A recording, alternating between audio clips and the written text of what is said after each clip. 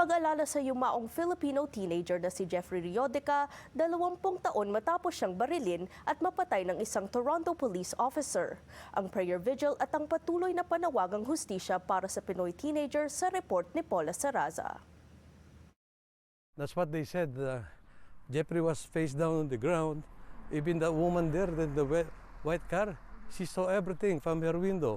Isang mapait at hindi malilimutang alaala ang trahedyang sinapit ng Pinoy teenager na si Jeffrey Riodica.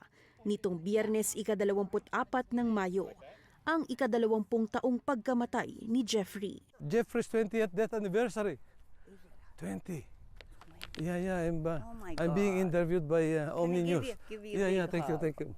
Yeah. Sa kalyeng ito ng Bentley Drive malapit sa St. Rose of Lima Catholic School at St. Rose of Lima Church sa Scarborough, naganap ang bangungot ng pamilya Riodica. Ang walang kamalay-malay na si Jeffrey, nadamay sa gulo ng ilang mga kabataan na nagresulta sa pagbaril sa kanya ng isang Toronto police officer. As we forgive those who trespass against us, and lead us not into temptation, but deliver us from evil. Sa puntod ni Jeffrey sa Rest Haven Memorial Gardens, isang pribadong prayer vigil ang isinagawa ng pamilya at mga kaibigan ni Jeffrey. You'll ask anybody, he's the funniest guy you've ever met. He's the most thoughtful, most creative. It was so tough to see someone, so good, so charismatic, so energetic, so full of life, and his light suddenly got, snuffed out. Bunso si Jeffrey sa 3 magkakapatid. Aminado sina Joel at Robin na isang malalim na sugat na kailan may hindi maghihilom ang iniwan ng insidente sa kanilang pamilya. My 6-year-old daughter just asked me just moments ago. What happened? She's inquiring, about what exactly happened to him and how he died. So.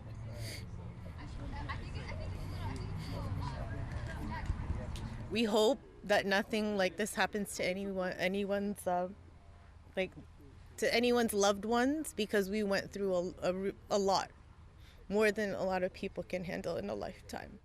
Sa resulta ng SIU investigation, napawalang sala ang Toronto police officer na bumaril kay Jeffrey dahil dinedepensahan lamang nito ang kanyang sarili matapos ang mga ulat na may hawak umanong patalim ang Pinoy teenager. Bagay na mariing itinatanggi ng pamilya. For so many of us, it was such a traumatic experience. So many roadblocks, so many, Challenges. Conflicting moments through that whole journey. Yeah.